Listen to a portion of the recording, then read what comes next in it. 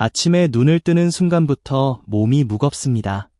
분명 어젯밤에는 일찍 잠자리에 들었고 중간에 자주 깨지도 않았습니다. 그런데도 침대에서 일어나려는 그 짧은 순간 몸이 말을 듣지 않습니다. 머리는 막지 않고 입안은 텁텁하며 속은 이유 없이 더부룩합니다. 혹시 이런 생각이 먼저 떠오르지 않으셨나요?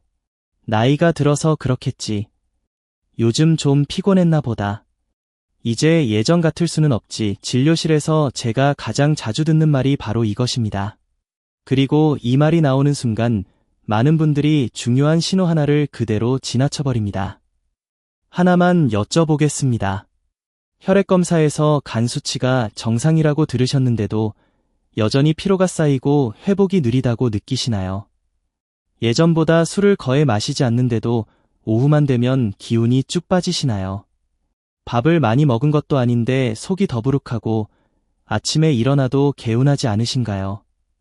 이 질문 중 하나라도 해당된다면 지금 이 이야기는 남의 이야기가 아닙니다. 놀라운 사실 하나를 먼저 말씀드리겠습니다. 65세 이상 성인 3명 중 1명은 간 기능이 이미 떨어져 있는데도 본인은 전혀 모르고 지냅니다. 피검사 수치는 기준치 안에 있고 초음파에서도 큰 이상은 없습니다. 라는 말을 듣습니다. 그런데 몸은 분명히 예전과 다릅니다. 피로는 쉽게 풀리지 않고 작은 일에도 지칩니다. 회복 속도는 점점 느려집니다. 이 지점에서 대부분의 분들은 이렇게 결론을 내립니다. 검사에 이상이 없으니 괜찮겠지. 하지만 간은 원래 그렇게 말해주는 장기가 아닙니다. 간은 아파도 소리를 내지 않습니다. 열이 나지도 않고 통증으로 신호를 보내지도 않습니다. 대신 아주 조용한 방식으로 알려줍니다. 아침 피로, 소화 불편, 입안의 쓴맛, 오후의 무기력함. 문제는 이 신호들이 모두 나이 들면 흔한 증상으로 오해된다는 점입니다. 그래서 간은 도움을 요청할 기회를 계속 놓치게 됩니다. 제가 진료실에서 만났던 한 70대 환자분 이야기를 들려드리겠습니다. 이분은 술을 거의 마시지 않았고 정기검진도 빠짐없이 받으셨습니다. 간 수치는 늘 정상 범위였습니다. 그런데 늘 같은 말씀을 하셨습니다. 선생님, 이상은 없다는데 왜 이렇게 피곤할까요? 처음에는 본인도 대수롭지 않게 넘기셨습니다. 하지만 생활 습관을 하나하나 살펴보면서 간이 매일 과로하고 있다는 사실이 드러났습니다. 병이 아니라 습관이 문제였습니다. 여기서 중요한 질문이 하나 나옵니다. 간을 망가뜨리는 건 정말 술뿐일까요? 많은 분들이 이렇게 생각합니다. 나는 술도 안 마시는데 간이 왜 문제겠어?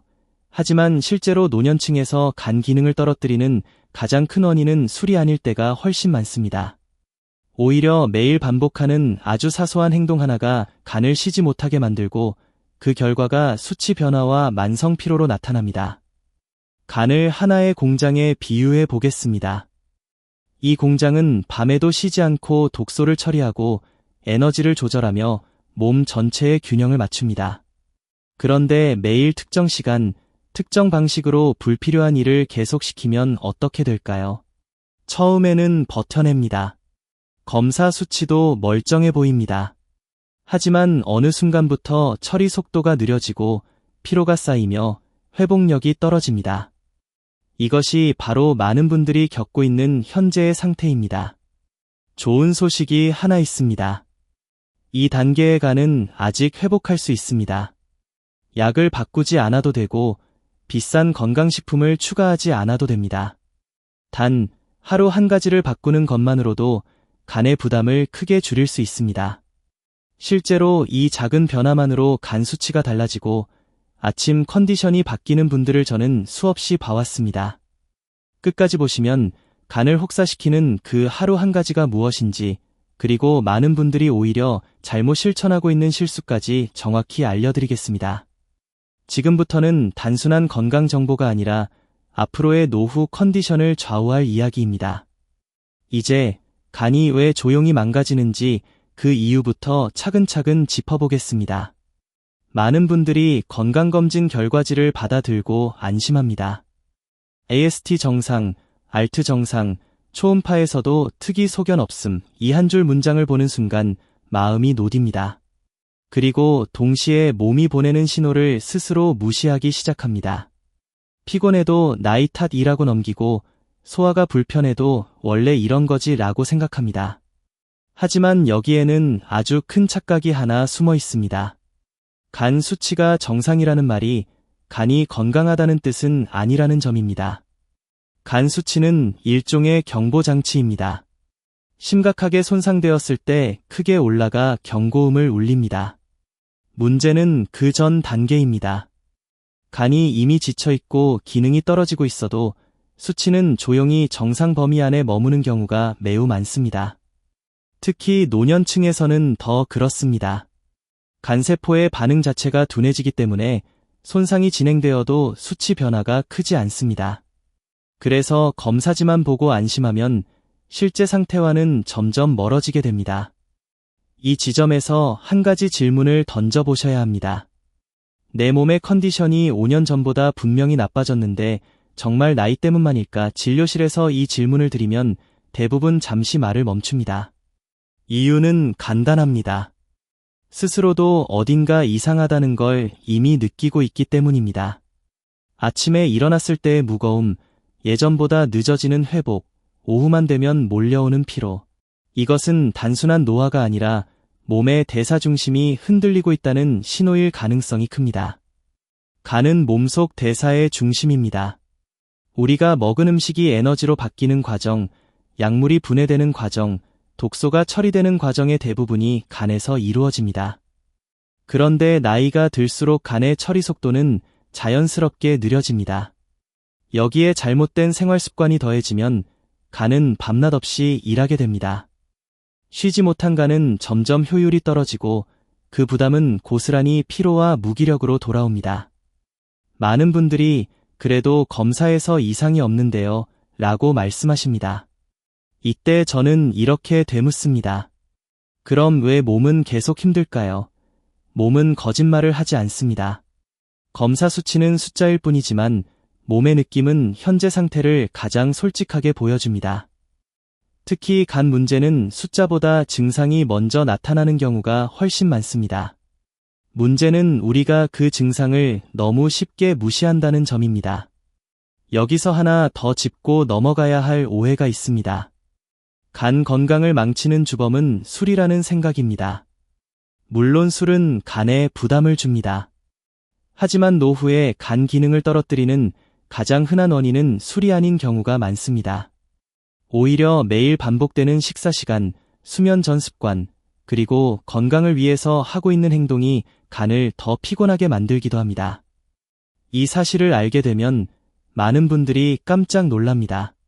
제가 만난 또 다른 환자분은 이런 분이었습니다. 술은 거의 드시지 않았고 건강식품을 여러 가지 챙겨 드셨습니다. 그런데 늘 속이 더부룩하고 피로가 심했습니다. 알고 보니 간이 쉴 틈이 없을 정도로 밤마다 특정 습관이 반복되고 있었습니다. 본인은 좋은 일을 하고 있다고 믿었지만 간 입장에서는 매일 야근을 하는 셈이었습니다. 이처럼 의도와 결과가 정반대인 경우는 생각보다 흔합니다. 여기서 중요한 전환점이 나옵니다.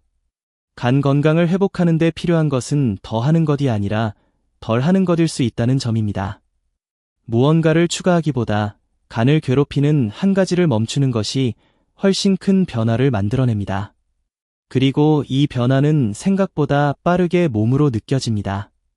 아침에 일어났을 때의 가벼움, 오후 피로의 감소, 소화의 편안함으로 나타납니다. 이제 다음 단계로 넘어가야 합니다. 그렇다면 간은 어떤 상황에서 가장 지치게 될까요? 그리고 대부분의 사람들이 무심코 반복하는 그 행동은 무엇일까요? 다음 이야기에서는 진료실에서 공통적으로 발견되는 간을 혹사시키는 생활 패턴부터 하나씩 짚어보겠습니다. 이 부분을 이해하시면 왜 하루 한 가지 변화가 간 수치를 바꿀 수 있는지 분명해질 것입니다. 진료실에서 환자분들이 가장 자주 꺼내는 말이 있습니다. 선생님, 다들 나이 들면 이렇게 피곤해지지 않나요? 이 말 속에는 체념과 불안이 함께 섞여 있습니다. 더 나빠질까 봐 걱정되지만 한편으로는 어쩔 수 없다고 스스로를 설득하는 마음입니다. 그런데 저는 이 말을 들을 때마다 같은 생각을 합니다. 이 피로가 정말 나이 때문이라면 왜 어떤 분은 같은 나이에도 이렇게 다를까 하는 점입니다. 같은 70대라도 아침에 산책을 나갈 힘이 있는 분이 있는 반면 일어나자마자 다시 눕고 싶은 분도 있습니다. 생활 패턴은 비슷해 보이는데 회복력과 컨디션은 크게 다릅니다. 이 차이를 만드는 핵심 중 하나가 바로 간입니다. 간은 겉으로 드러나지 않지만 몸 전체의 에너지 흐름을 조절하는 중심 역할을 합니다. 이 중심이 흔들리면 아무리 잠을 자도 피로는 쉽게 풀리지 않습니다. 한 환자분 이야기를 조금 더 자세히 들려드리겠습니다. 68세 남성분이셨습니다. 술은 한 달에 한두 번, 담배는 이미 오래전에 끊으셨고 식사도 비교적 규칙적이었습니다. 그런데 늘 같은 말을 하셨습니다. 아침이 제일 힘듭니다. 검사 결과는 늘 정상이었습니다. 그래서 주변에서도 심지어 본인조차도 그 피로를 대수롭지 않게 넘겼습니다. 하지만 생활을 자세히 들여다보니 간이 회복할 시간을 거의 얻지 못하고 있다는 사실이 보였습니다. 이분은 밤에 잠들기 직전까지 무언가를 계속 드셨습니다. 배가 고파서가 아니라 건강에 좋다고 믿었기 때문입니다. 과일, 견과류, 꿀물, 때로는 건강즙까지 하루를 잘 마무리하는 느낌이 들어서 습관처럼 이어졌습니다. 문제는 간의 입장에서 보면 이 시간이 가장 쉬어야 할 시간이라는 점입니다. 밤은 간이 낮 동안 쌓인 노폐물을 정리하고 회복하는 시간입니다. 그런데 그때마다 새로운 일을 계속 주고 있었던 것입니다. 이 사례는 특별하지 않습니다. 오히려 아주 흔합니다. 특히 노년층에서는 조금이라도 먹어야 기운이 난다는 생각이 강합니다. 그래서 밤 늦게까지 무언가를 드시고 그게 건강을 지키는 행동이라고 믿습니다. 하지만 간은 그 선의를 그대로 받아들이지 않습니다. 간은 들어오는 에너지를 처리해야 하고 처리할수록 회복은 늦어집니다. 이 작은 차이가 매일 반복되면 어느 순간 큰 차이로 나타납니다. 여기서 중요한 사실 하나를 짚어야 합니다. 간은 잠을 자는 동안 가장 활발하게 회복합니다. 낮에는 일을 하고 밤에는 정리를 합니다. 그런데 밤에 계속 일을 시키면 다음날 아침 피로가 남을 수밖에 없습니다. 이때 나타나는 증상이 바로 아침 무기력, 머리멍함, 속 더부룩함입니다. 많은 분들이 이 신호를 위장 문제나 수면 문제로 오해하지만 실제로는 간의 회복 실패일 가능성이 큽니다. 이 환자분에게 제가 권한 것은 복잡한 치료가 아니었습니다. 새로운 약도 특별한 보조제도 아니었습니다. 단 하나, 밤에 간을 쉬게 해주는 시간이 필요하다는 점이었습니다. 처음에는 반신반의하셨습니다. 이것만으로 달라질까요? 하지만 일주일이 지나자 아침에 눈을 뜨는 느낌이 다르다고 말씀하셨습니다. 한 달 후에는 오후 피로가 눈에 띄게 줄었습니다. 검사 수치보다 먼저 몸이 반응한 것입니다. 이야기를 들으시면서 마음속에 떠오르는 장면이 있으실지도 모릅니다. 혹시 나도 비슷하지 않을까 하는 생각 말입니다. 만약 그렇다면 이미 중요한 단서를 잡으신 겁니다. 간은 큰 병이 생기기 전 아주 일상적인 신호로 알려줍니다. 문제는 우리가 그것을 나이라는 말로 덮어버린다는 점입니다. 이제 다음으로 넘어가야 할 질문은 분명해집니다. 간을 회복시키는 첫 번째 전환점은 어디에서 시작해야 할까요? 다음 이야기에서는 하루 한 가지 변화 중에서도 가장 먼저 짚어야 할 핵심 행동을 구체적으로 말씀드리겠습니다. 이 부분을 이해하시면 간 건강에 대한 시선이 완전히 달라질 것입니다. 간이 가장 무섭게 망가지는 순간은 아플 때가 아닙니다. 아무 느낌이 없을 때입니다. 통증도 없고 열도 없고 검사 결과도 큰 변화가 없을 때 간은 가장 조용히 무너집니다. 그래서 간 질환은 늘 뒤늦게 발견됩니다. 이미 상당 부분 기능이 떨어진 뒤에야 문제로 드러납니다. 노후에 간 건강이 중요한 이유도 바로 여기에 있습니다. 회복 속도가 느려진 상태에서 문제를 알아차리면 되돌리는데 훨씬 더 많은 시간이 필요해지기 때문입니다. 간에는 신경이 거의 없습니다. 그래서 스스로 힘들다고 말하지 않습니다. 대신 간은 주변을 통해 신호를 보냅니다. 아침에 일어나기 힘든 몸, 이유 없이 더부룩한 속, 평소보다 짙어진 소변색, 오후만 되면 뚝 떨어지는 기운. 이 모든 것이 간이 보내는 간접적인 구조 신호일 수 있습니다. 하지만 우리는 이 신호들을 하나로 묶지 않고 각각 다른 문제로 생각합니다. 잠이 문제라고 하고, 위장이 문제라고 하고, 결국에는 나이가 문제라고 결론 내립니다. 여기서 한 가지 반전되는 사실이 있습니다. 나이가 들었다고 해서 간이 반드시 나빠지는 것은 아닙니다. 실제로 같은 연령대에서도 간 기능에는 큰 차이가 있습니다. 그 차이를 만드는 것은 유전보다도 생활의 리듬입니다. 특히 밤과 낮의 경계에서 어떤 선택을 하느냐가 간 건강을 크게 좌우합니다. 간은 리듬에 민감한 장기입니다. 언제 일을 하고 언제 쉬는지가 분명해야 제 기능을 유지할 수 있습니다. 많은 분들이 간을 혹사시키는 결정적인 순간은 바로 저녁 이후입니다. 하루를 마무리하면서 무언가를 더 해야 마음이 놓이는 시간입니다. 늦은 식사, 간식, 과일, 건강즙, 약, 영양제, 각각은 소량이고 하나하나는 큰 문제가 없어 보입니다. 하지만 간의 입장에서 보면 이 모든 것이 밤 시간대에 몰려 들어옵니다. 쉬어야 할 시간에 계속해서 일을 맡기는 구조가 만들어집니다. 이 상태가 며칠, 몇 주가 아니라 몇 년 반복되면 간은 지칠 수밖에 없습니다. 특히 노년층에서는 밤 시간 간 부담이 더 크게 작용합니다. 젊을 때는 밤에 먹고 자도 다음날 회복이 됩니다. 하지만 나이가 들면 간세포의 재생 능력이 떨어지고 해독 효율도 낮아집니다. 같은 행동을 해도 결과는 완전히 달라집니다. 그래서 예전엔 괜찮았는데 요즘은 왜 이럴까 라는 말이 나옵니다. 몸이 변한 것이 아니라 간이 더 이상 무리하지 못하는 상태가 된 것입니다. 이 지점에서 많은 분들이 묻습니다. 그럼 아무것도 먹지 말라는 건가요? 아닙니다. 핵심은 금지가 아니라 타이밍입니다. 간은 밤에 쉬어야 합니다. 그 시간을 지켜주는 것만으로도 간의 회복 능력은 크게 달라집니다. 실제로 간 기능 회복을 돕는 가장 강력한 요소 중 하나는 무엇을 먹느냐보다 언제 멈추느냐입니다. 이 사실을 알면 간 건강에 대한 접근이 완전히 바뀝니다. 제가 진료실에서 가장 먼저 점검하는 것도 바로 이 부분입니다. 마지막 식사 시간, 마지막 간식 시간, 마지막 약과 보조제를 섭취한 시간. 이 세 가지만 정리해도 간 부담의 절반 이상을 줄일 수 있는 분들이 많습니다. 그런데도 이야기를 들으면 처음에는 믿기 어렵다고 하십니다. 너무 단순해 보이기 때문입니다. 하지만 간은 원래 단순한 리듬을 좋아합니다. 이제 흐름이 보이실 겁니다. 간이 조용히 무너지는 이유, 그리고 노후에 더 취약해지는 이유.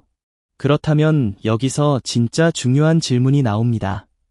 이 모든 것을 바꾸기 위해 오늘 당장 바꿀 수 있는 하루 한 가지는 무엇일까요? 다음 이야기에서는 간 수치를 움직이기 시작하는 첫 번째 실천을 구체적으로 짚어보겠습니다. 이 한 가지를 이해하는 순간 지금까지의 설명이 모두 연결될 것입니다.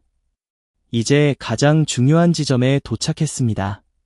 간 수치를 흔드는 진짜 원인은 무엇일까요? 많은 분들이 여전히 술을 떠올립니다. 물론 술은 간에 부담을 줍니다.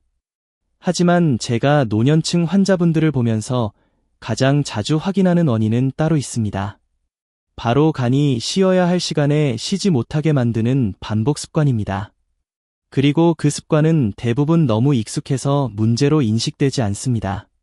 하루를 돌아보면 간이 가장 바쁜 시간대는 식사 직후입니다. 이때 간은 영양소를 처리하고 혈당을 조절하고 각종 대사 작업을 동시에 수행합니다. 그런데 문제는 이 바쁜 시간이 밤늦게까지 이어질 때입니다.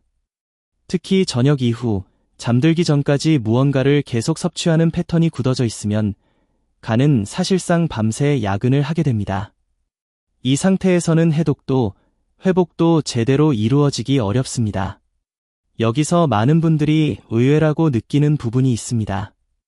간을 힘들게 하는 것은 꼭 기름진 음식이나 과식만이 아닙니다. 과일, 꿀, 건강즙처럼 몸에 좋다고 알려진 것들도 밤 시간에는 간에 큰 부담이 될 수 있습니다. 이유는 간단합니다. 간은 들어오는 모든 에너지를 처리해야 하기 때문입니다. 당분이든 영양소든 적은 양이라도 밤에 들어오면 간은 다시 일을 시작합니다. 특히 과일과 같은 당분은 밤에 섭취될 경우 간에 직접적인 부담을 줍니다. 낮에는 활동량이 많아 어느 정도 소모되지만 밤에는 대부분 저장과 전환 과정으로 넘어갑니다. 이때 간은 피로를 회복하기보다 처리 작업에 에너지를 써야 합니다. 그래서 아침에 일어나면 머리가 맑지 않고 몸이 무겁게 느껴집니다. 많은 분들이 수면의 문제라고 생각하지만 실제로는 간이 충분히 쉬지 못한 결과일 수 있습니다. 또 하나 자주 보이는 원인이 있습니다. 바로 저녁 이후에 몰아서 먹는 약과 건강보조제입니다. 하루 중 챙기기 편하다는 이유로 혹은 깜빡 잊지 않기 위해 밤에 한꺼번에 드시는 경우가 많습니다. 하지만 간은 약물을 분해하는 주요 기관입니다. 여러 종류를 한꺼번에 처리해야 하는 상황이 반복되면 간의 부담은 눈에 띄게 커집니다. 특히 노년층에서는 이 영향이 더 크게 나타납니다. 이쯤에서 이런 생각이 드실 수 있습니다. 그래도 조금 먹는 건 괜찮지 않을까? 실제로 많은 분들이 그렇게 믿습니다. 하지만 간은 양보다 빈도에 더 민감합니다. 밤마다 반복되는 작은 자극이 일주일, 한 달, 몇 년 쌓이면 결국 기능 저하로 이어집니다. 이것이 바로 검사 수치보다 먼저 몸이 지쳐버리는 이유입니다.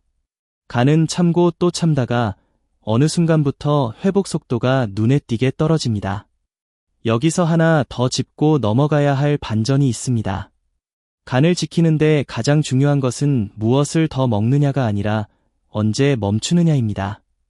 많은 건강 정보가 추가에 초점을 맞추지만 간 건강은 중단이 훨씬 강력한 전략이 됩니다.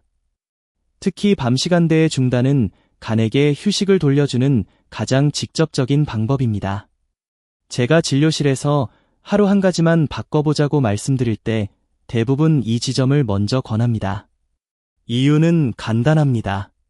효과가 빠르고 비용이 들지 않으며 위험이 거의 없기 때문입니다. 그리고 실제로 이 한 가지 변화만으로도 간 수치가 달라지고 아침 컨디션이 눈에 띄게 개선되는 분들이 적지 않습니다. 이제 다음 단계로 넘어가겠습니다. 그렇다면 구체적으로 무엇을 어떻게 바꿔야 할까요? 막연히 밤에 먹지 마세요 라는 말로는 실천이 어렵습니다. 다음 이야기에서는 오늘부터 바로 적용할 수 있는 첫 번째 변화의 정확한 기준과 타이밍을 분명하게 정리해 드리겠습니다. 이 부분을 알면 간을 쉬게 하는 방법이 훨씬 현실적으로 다가올 것입니다. 이제부터가 실제 변화가 시작되는 지점입니다. 복잡하지 않습니다. 오늘부터 딱 하나만 바꾸시면 됩니다. 바로 간이 쉬어야 할 시간을 확실히 지켜주는 것입니다. 그 핵심은 저녁 이후의 섭취를 정리하는 데 있습니다. 많은 분들이 막연하게 늦게 먹지 말라는 말을 들어보셨을 겁니다. 하지만 실천이 어려운 이유는 기준이 모호하기 때문입니다. 그래서 저는 늘 이렇게 말씀드립니다. 잠들기 최소 3시간 전 간에 일을 주지 않는 시간을 만들어야 합니다. 이 3시간은 단순한 공복 시간이 아닙니다. 간이 낮 동안 쌓인 일을 정리하고 해독과 회복에 집중할 수 있는 유일한 시간입니다. 이 시간을 확보해주는 것만으로도 간의 부담은 눈에 띄게 줄어듭니다. 처음에는 이 정도로 달라질까 라는 생각이 들 수 있습니다. 하지만 실제로 이 변화를 가장 먼저 느끼는 것은 검사 수치가 아니라 아침의 몸 상태입니다. 눈을 뜨는 순간에 무거움이 줄고 머리가 조금 더 맑아집니다. 여기서 중요한 포인트가 하나 있습니다. 많은 분들이 이 시간에 해당하는 음식을 과소평가합니다. 저녁 식사만 피하면 된다고 생각하지만 간은 그렇게 구분하지 않습니다. 과일 한 조각, 꿀 한 스푼, 견과류 한 줌, 건강즙 한 팩도 모두 간에게는 일거리입니다. 특히 당분이 들어간 음식은 적은 양이라도 간을 다시 움직이게 만듭니다. 그래서 이 시간에는 칼로리가 있는 모든 섭취를 멈추는 것이 원칙입니다. 그렇다면 물은 어떨까요? 이 질문을 많이 받습니다. 물은 괜찮습니다. 다만 여기에도 한 가지 기준이 필요합니다. 갈증을 해소하는 정도의 물은 문제가 되지 않지만 습관적으로 많은 양을 마시는 것은 피하는 것이 좋습니다. 밤에 과도한 수분 섭취는 수면의 질을 떨어뜨리고 결과적으로 간 회복에도 방해가 됩니다. 간을 쉬게 하려면 몸 전체의 리듬이 함께 정돈되어야 합니다. 이 변화를 실천하실 때 가장 큰 장벽은 배고픔보다 심리적인 허전함입니다. 하루를 마무리하면서 무언가를 먹어야 안심이 되는 느낌, 그것이 습관으로 굳어있는 경우가 많습니다.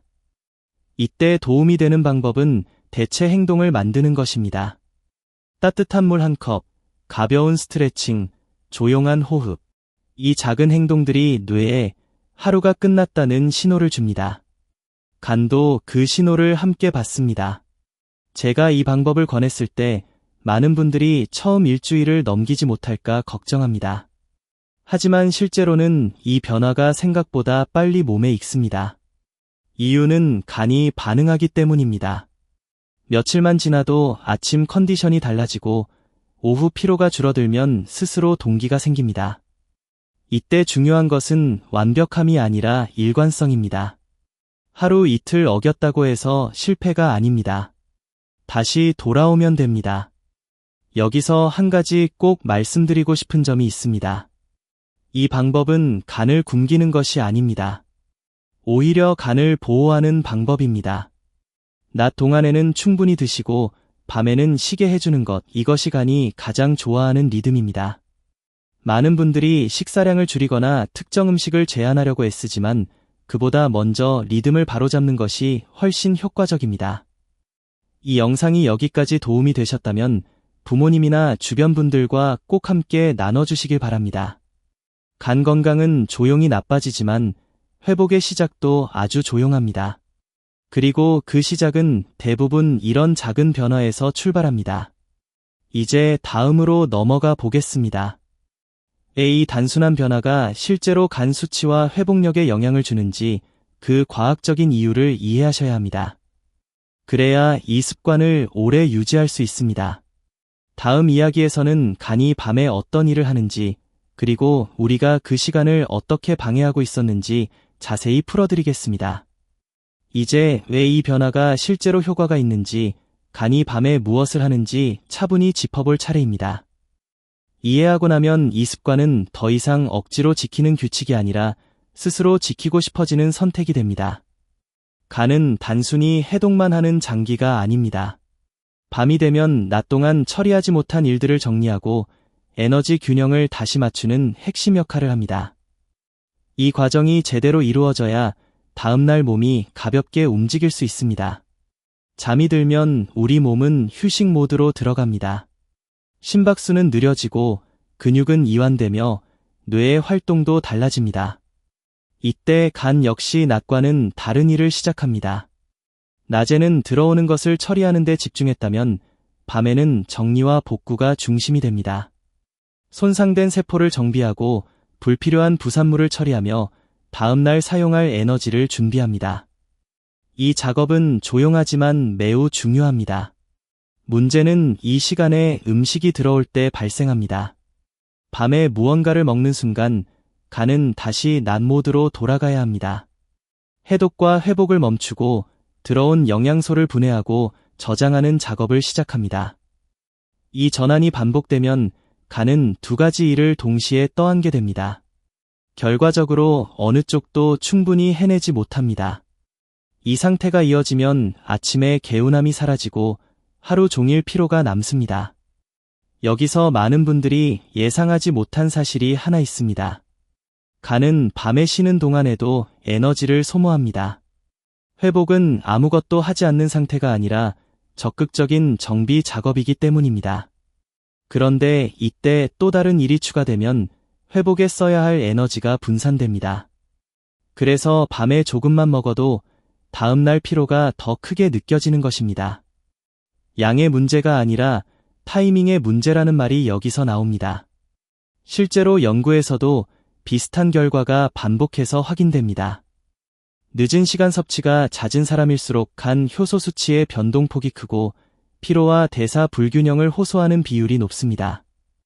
반대로 저녁 이후 섭취를 정리한 사람들은 비교적 짧은 기간 안에 컨디션 개선을 경험합니다. 이 변화는 체중과 무관하게 나타나는 경우도 많습니다. 간의 리듬이 회복되었기 때문입니다. 여기서 또 하나의 반전이 있습니다. 많은 분들이 나는 잠을 잘 자는데 왜 피곤할까라고 묻습니다. 수면 시간은 충분한데 회복이 안 되는 이유 중 하나가 바로 이간의 야간 업무 실패입니다. 잠의 길이보다 중요한 것은 수면 중에 어떤 장기가 제대로 쉬고 있는가입니다. 간이 밤새 일을 하고 있다면 아무리 오래 자도 회복은 제한적일 수밖에 없습니다. 이 부분을 이해하면 왜 아침 피로가 가장 먼저 사라지는지 설명이 됩니다. 간이 밤에 제 역할을 다하면 아침에 혈당과 에너지 균형이 훨씬 안정된 상태로 시작됩니다. 그래서 일어나자마자 느끼는 무거움이 줄고 머리가 맑아집니다. 이것은 기분의 문제가 아니라 생리적인 변화입니다. 몸이 회복의 신호를 보내는 것입니다. 이쯤에서 스스로에게 질문해 보셔도 좋습니다. 최근 몇 년간 간이 온전히 쉬었던 밤이 얼마나 되었을까요? 혹시 매일 밤 작은 일거리를 계속 주고 있지는 않았을까요? 만약 그렇다면 지금 시작하는 이 변화는 간에게 아주 오랜만에 주는 휴식일 수 있습니다. 다음으로 넘어가겠습니다. 이제 이 습관을 실천하면서 많은 분들이 오히려 간에 좋다고 믿고 반복하는 행동들이 왜 문제가 되는지 짚어볼 차례입니다. 다음 이야기에서는 간 건강에 대한 대표적인 오해와 조심해야 할 행동들을 하나씩 풀어드리겠습니다. 이 부분을 알면 지금까지의 노력이 헛되지 않게 됩니다. 간 건강에 대해 이야기하다 보면 꼭 나오는 말이 있습니다. 간에 좋다는 건 다 챙겨 먹고 있어요. 많은 분들이 이 말에 안심을 얹습니다. 하지만 아이러니컬하게도 간을 힘들게 만드는 행동 중 상당수가 바로 이 믿음에서 시작됩니다. 간에 좋다고 알려진 것들을 열심히 실천할수록 오히려 간이 쉴 시간을 빼앗기는 경우가 적지 않습니다. 대표적인 예가 건강즙과 농축 음료입니다. 녹즙, 과일즙, 한약 성분이 들어간 보조 음료까지 이름만 들어도 몸이 좋아질 것 같습니다. 문제는 섭취 시간입니다. 낮에 드시는 것은 상대적으로 괜찮지만 밤에 드시는 경우 간에는 전혀 다른 부담이 됩니다. 농축된 형태는 적은 양으로도 많은 처리 작업을 요구합니다. 특히 당분과 특정 성분이 함께 들어간 경우 간은 이를 분해하고 저장하느라 밤새 쉬지 못합니다. 또 하나 흔한 오해는 과일입니다. 과일은 자연식이고 비타민이 풍부하니 언제 먹어도 괜찮다고 생각합니다. 하지만 밤에 먹는 과일은 간에게 결코 가볍지 않습니다. 과일에 들어있는 과당은 대부분 간에서 처리됩니다. 낮에는 활동량이 있어 어느 정도 소모되지만 밤에는 저장과 전환이 주가 됩니다. 이 과정이 반복되면 간은 회복 대신 계속 일을 하게 됩니다. 그래서 밤에 과일을 먹는 습관이 있는 분일수록 아침 피로를 더 강하게 느끼는 경우가 많습니다. 견과류도 비슷합니다. 소량이라 괜찮다고 생각하지만 지방과 에너지가 농축된 식품입니다. 밤에 섭취하면 간은 지방 대사까지 떠안게 됩니다. 간에 좋은 지방이라는 말은 맞을 수 있지만 그것 역시 타이밍이 맞아야 합니다. 간은 밤에 대사과제를 추가로 받는 것을 좋아하지 않습니다. 영양제 역시 주의가 필요합니다. 여러 가지를 한꺼번에 밤에 드시는 분들이 많습니다. 편하다는 이유 때문입니다. 하지만 간은 이 모든 성분을 분해해야 합니다. 특히 장기 복용 중인 약이 있다면 밤 시간대의 추가 부담은 더 크게 작용합니다. 이런 경우 간 수치는 정상인데도 피로와 더부룩함이 계속되는 현상이 나타납니다. 원인을 알기 어려워 더 답답해집니다. 여기서 중요한 반전이 하나 있습니다. 간에 좋다는 것은 성분의 문제가 아니라 간이 처리할 수 있는 여유를 주느냐의 문제라는 점입니다. 아무리 좋은 것도 간이 지친 상태에서는 독이 될 수 있습니다. 그래서 간 건강을 회복하려면 먼저 간이 숨을 돌릴 시간을 만들어야 합니다. 그 다음에야 좋은 것들이 제 역할을 할 수 있습니다. 많은 분들이 간 수치를 낮추기 위해 더 많은 것을 추가하려고 합니다. 하지만 실제로 효과를 보는 분들은 대부분 반대로 접근합니다.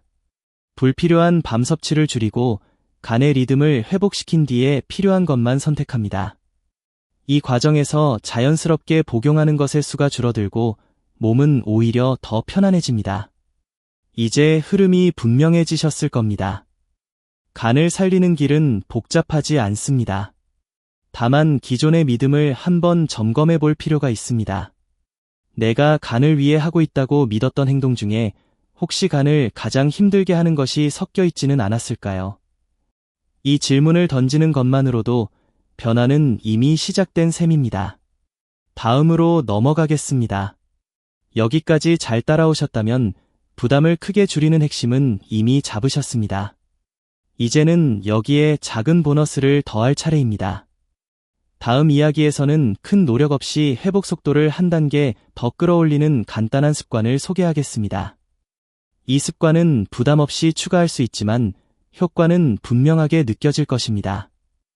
여기까지 오신 분들은 이미 간을 괴롭히는 가장 큰 짐을 내려놓으셨습니다. 밤에 간을 쉬게 해주는 것, 이것만으로도 변화는 시작됩니다. 그런데 여기에 아주 작은 습관 하나를 더하면 회복 속도는 눈에 띄게 빨라질 수 있습니다. 중요한 점은 이 습관이 새로운 부담이 되어서는 안 된다는 것입니다. 간을 돕는 보너스는 간단하고 조용해야 합니다. 그 보너스는 바로 아침의 시작을 정돈하는 것입니다. 많은 분들이 간 건강을 이야기하면 저녁만 떠올립니다. 하지만 간의 회복은 밤에 이루어지고 그 결과는 아침에 드러납니다. 그래서 아침을 어떻게 시작하느냐가 전날 밤의 회복을 완성하는 마지막 단계가 됩니다. 이 단계가 어긋나면 밤에 쉬어준 효과가 반감될 수 있습니다. 아침에 눈을 뜨자마자 바로 무언가를 드시는 분들이 많습니다. 특히 단 음식이나 자극적인 음료로 하루를 시작하는 경우가 그렇습니다. 이때 간은 아직 정리 작업을 마무리하는 중일 수 있습니다. 그 상태에서 다시 처리해야 할 일이 들어오면 회복의 여운이 끊기게 됩니다. 그래서 아침에는 간에게 서두르지 말라는 신호를 주는 것이 중요합니다. 방법은 어렵지 않습니다. 아침에 일어난 후 20분에서 30분 정도는 아무것도 먹지 않고 몸을 깨우는 시간을 갖는 것입니다. 이 시간 동안 간은 밤에 마지막 정리 작업을 마무리합니다. 이 짧은 여유가 하루 전체의 컨디션을 좌우하는 경우도 많습니다. 많은 분들이 이 변화를 가장 먼저 체감하는 부분이 바로 아침의 가벼움입니다. 이때 가볍게 몸을 움직이는 것도 도움이 됩니다. 격한 운동이 아니라 창가에서 몸을 펴거나 천천히 걷는 정도면 충분합니다. 이렇게 하면 혈액 흐름이 부드러워지고 간에서 처리된 부산물이 몸 밖으로 이동하는 데 도움이 됩니다. 중요한 것은 몸을 깨우되 간을 재촉하지 않는 것입니다. 여기서 한 가지 더 짚고 넘어가야 할 점이 있습니다. 아침 공복을 길게 가져가야 한다는 이야기가 아닙니다. 목적은 간을 굶기는 것이 아니라 리듬을 완성하는 것입니다. 밤에 쉬게 하고 아침에 천천히 시작하게 하는 것.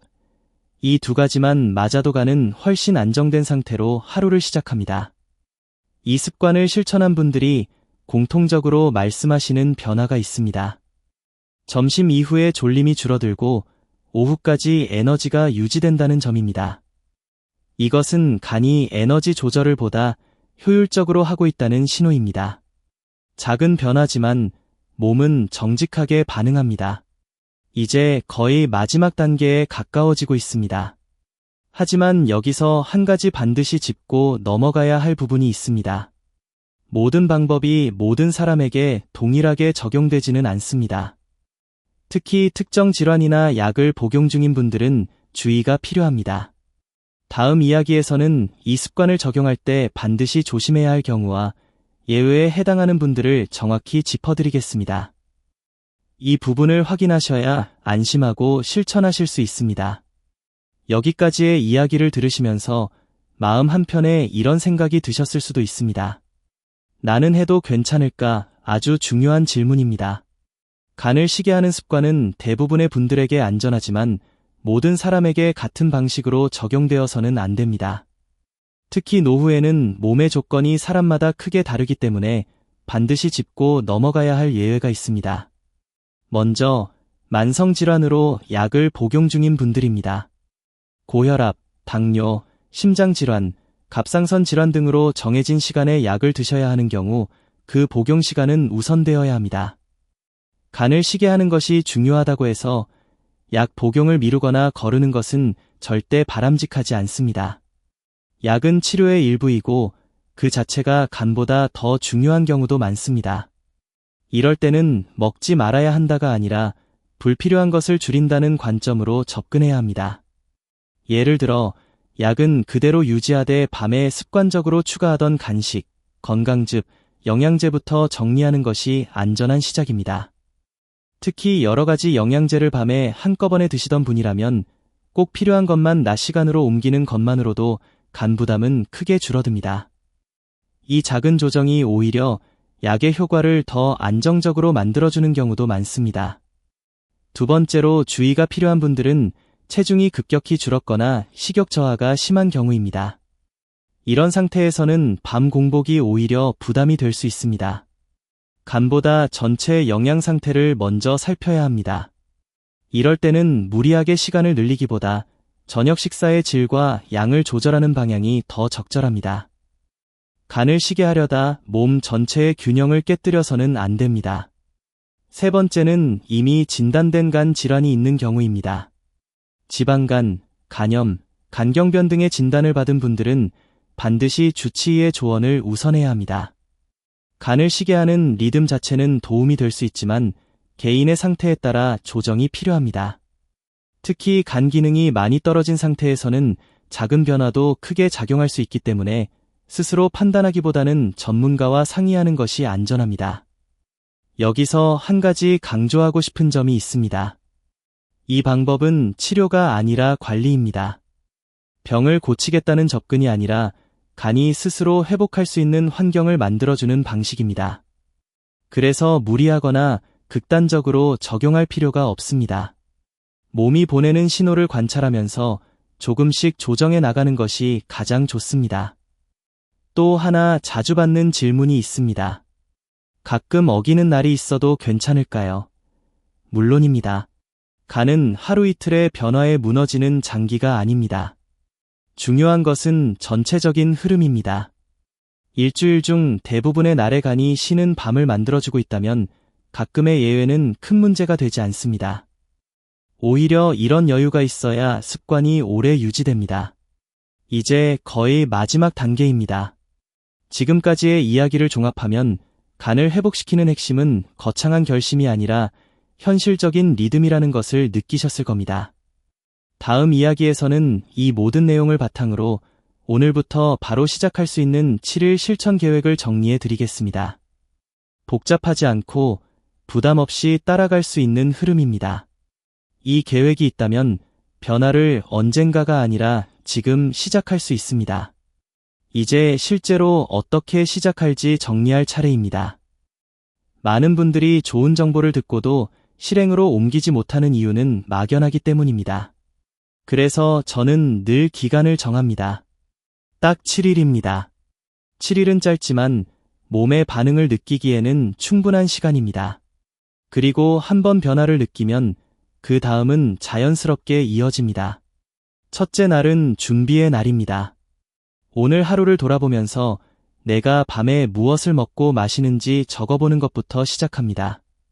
간식, 과일, 건강즙, 영양제까지 모두 포함입니다. 이 과정을 통해 대부분의 분들이 스스로 놀랍니다. 생각보다 밤 섭취가 많다는 사실을 처음으로 인식하게 되기 때문입니다. 이것만으로도 이미 변화의 절반은 시작된 셈입니다. 둘째 날부터는 실천에 들어갑니다. 잠들기 3시간 전을 기준으로 정합니다. 예를 들어 밤 11시에 잠든다면 저녁 8시 이후에는 칼로리가 있는 섭취를 멈춥니다. 완벽하게 지키지 못해도 괜찮습니다. 중요한 것은 기준을 세우는 것입니다. 기준이 생기면 몸은 그 리듬에 맞춰 반응하기 시작합니다. 셋째 날쯤 되면 대부분 약간의 허전함을 느낍니다. 이때 가장 중요한 것은 버티는 것이 아니라 대체하는 것입니다. 따뜻한 물, 가벼운 호흡, 조용한 스트레칭으로 하루를 마무리합니다. 이 행동들이 반복되면 뇌는 음식을 요구하기보다 휴식을 받아들이게 됩니다. 간 역시 같은 신호를 받습니다. 넷째 날부터는 작은 변화가 나타납니다. 아침에 눈을 떴을 때 아주 미세하지만 이전과 다른 느낌을 받는 분들이 많습니다. 무거움이 덜하거나 눈을 뜨는 것이 조금 수월해집니다. 이때 기분 탓인가 라고 생각하실 수 있습니다. 하지만 몸은 이미 리듬 변화를 인식하고 있습니다. 간이 밤에 쉬기 시작했다는 신호입니다. 다섯째 날에는 오후의 컨디션을 관찰해 보셔야 합니다. 예전보다 졸림이 덜한지, 회복이 조금 빨라졌는지 스스로 느껴보십시오. 이 시점에서 많은 분들이 이 습관을 계속하고 싶다는 생각을 하게 됩니다. 이유는 간단합니다. 억지로 참는 느낌보다 몸이 편안해지는 느낌이 더 크기 때문입니다. 여섯째 날에는 아침 시작 습관을 함께 점검합니다. 눈을 뜨자마자 바로 먹지 않고 20분 정도 몸을 깨우는 시간을 유지해 보십시오. 밤의 회복이 아침까지 자연스럽게 이어지는 느낌을 받을 수 있습니다. 이 연결이 간 회복 리듬의 완성입니다. 일곱째 날이 되면 처음과 비교해 보십시오. 아침 피로, 속 더부룩함, 오후 무기력함 중 무엇이 가장 달라졌는지 스스로에게 물어보는 것입니다. 변화의 크기는 사람마다 다르지만 방향은 거의 비슷합니다. 몸이 조금 더 가볍고 회복이 빨라졌다는 느낌입니다. 이 느낌이 바로 계속할 수 있는 가장 강력한 동기입니다. 이 7일 계획에서 가장 중요한 것은 완벽함이 아니라 관찰입니다. 몸의 반응을 느끼고 그 신호를 존중하는 것입니다. 간은 강한 자극보다 꾸준한 리듬에 훨씬 잘 반응합니다.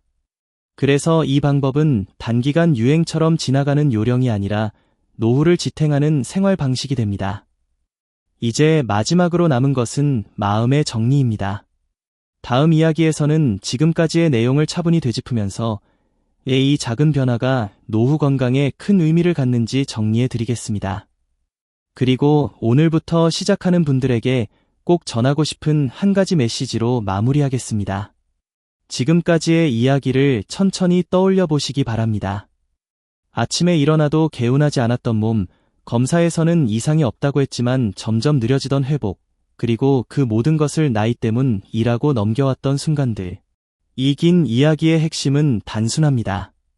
간은 조용히 지치고 있었고, 우리는 그 신호를 너무 오래 지나쳐왔다는 사실입니다. 간은 말을 하지 않지만 늘 같은 방식으로 신호를 보냅니다. 아침 피로, 속의 불편함, 오후의 무기력함. 이 신호들은 병이 시작되었다는 경고가 아니라 아직 되돌릴 수 있다는 알림입니다.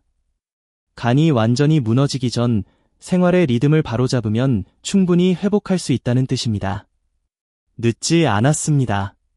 지금 이 순간이 오히려 가장 빠른 시점일 수 있습니다. 오늘 이야기에서 가장 중요한 변화는 거창하지 않았습니다. 새로운 약도 특별한 식품도 아니었습니다.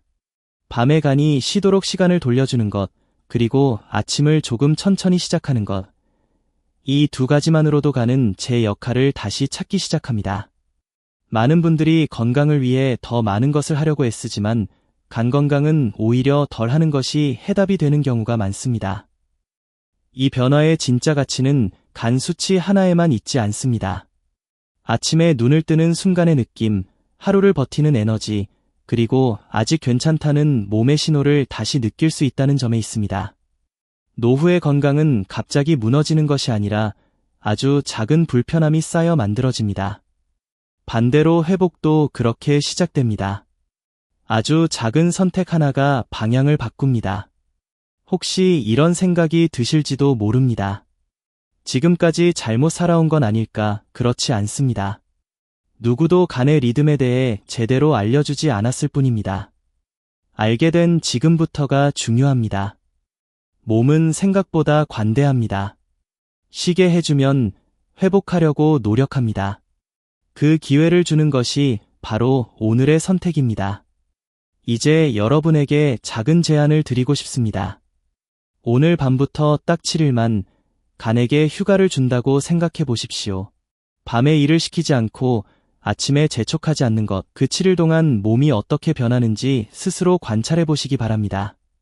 변화가 있다면 그 느낌을 꼭 기억해 두십시오. 그것이 앞으로의 건강을 지키는 기준이 됩니다.